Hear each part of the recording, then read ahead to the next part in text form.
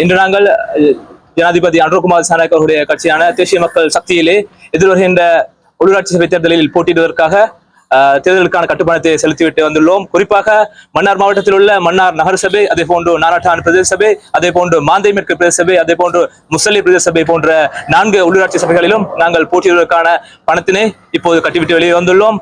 உங்கள் அனைவருக்கும் தெரியும், கடந்த காலங்களிலே எங்களுடைய மக்கள் துன்பங்களுக்கும் மின்னலுக்கும் ஆளாகி இந்த அரசாங்கத்தை இப்பொழுது தெரிவு செய்திருக்கின்றார்கள். அதன் அடிப்படையிலே இந்த மன்னார் மாவட்டத்தை வளப்படுத்துவதற்காக மீன்பிடி ரீதியாக, சுற்றுலா ரீதியாக, கைத்தொழில் ரீதியாக வளப்படுத்துவதற்காக எங்களுடைய அரசாங்கத்தின் சார்பிலும் ஜனாதிபதி சார்பிலும் பல்வேறுபட்ட திட்டங்கள் உள்ளன.